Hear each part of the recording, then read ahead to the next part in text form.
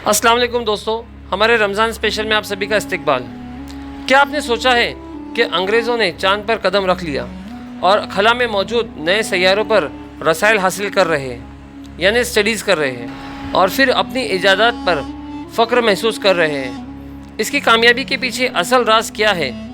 कुरान पाक में सूरतुल रहमान में अल्लाह ताला ने इरशाद फरमाया है, जिसका तर्जुमा है, ए जिन और इंस के गुरोह, अगर तुमसे हो सके तो आसमानों और ज़मीनों के किनारों से निकल जाओ तो निकल जाओ।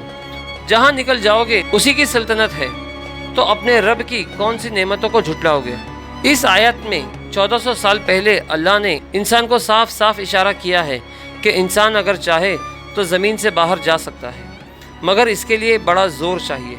जब यह आयत एक अंग्रेज़ साइंटिस्ट के सामने आई तब वो इससे बड़ा मुतासिर हुआ और कहा कि मुसलमानों की ये मुकद्दस किताब है, अगर इसमें ये सब लिखा है तो इसमें कोई हिकमत ज़रूर होगी।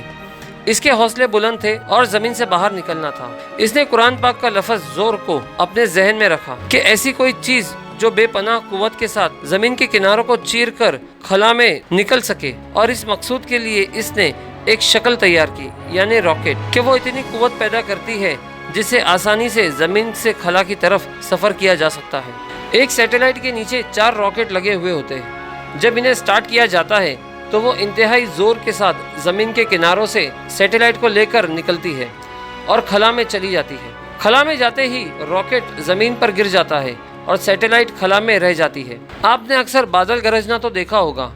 वो आवाज़ें उस वक्त आ रही होती है जबकि सैटेलाइट ज़मीन का मदार कर रही होती है। 1400 साल पहले कौन सी साइंस थी जो इंसान को ये बताए कि दुनिया के अलावा भी और कुछ है? इंसान ये सब देखने के बाद ये कहने पर मजबूर हो जाता है कि यकीनन इस चीज़ का इल्म अल्लाह को ही है और ये बड़ा इल्म वाला है। इसने कुरान करीब में 1400 साल पहले ही बता दिया था, पर हम इसका फ़ायदा न उठा सके। हम इसे पढ़कर मुंह पर हाथ फेर लेते हैं, उसे वापस रख देते हैं, और दूसरी तरफ गैर मुस्लिम आज हमारी किताब पढ़कर मुतासिर हो रहा है, नई इजादत कर रहे हैं, इस पे अपना नाम दे रहे हैं। असल बात तो ये है कि हमारा मकसद ही ख़त्म हो चुका है। आज सिर्फ कुरान पाक रहमत बरकत पैसों के लिए पढ़ा जाता है। हमें पता ही नहीं कि हम क्या पढ़ रहे हैं, हमारा रब हमें क्या कह रहा है। एक मरतबा हज़रत अबू बकर सिद्दीक़ रज़ियल्लाहु तआला अन्हु ने फरमाया कि किसी आयत को हिफ्ज़ करने की बजाय उसे समझना मैं बेहतर समझता हूँ। कुरान का मकसद उसे समझना और इबरत हासिल करना है। अल्लाह ताला ने बार बार इरशाद फरमाया है, इसमें अकल वालों के लिए बड़ी निशानियाँ हैं। क्या ये लोग समझते नहीं?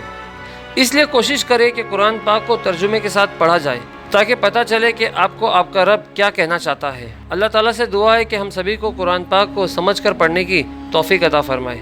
आमीन।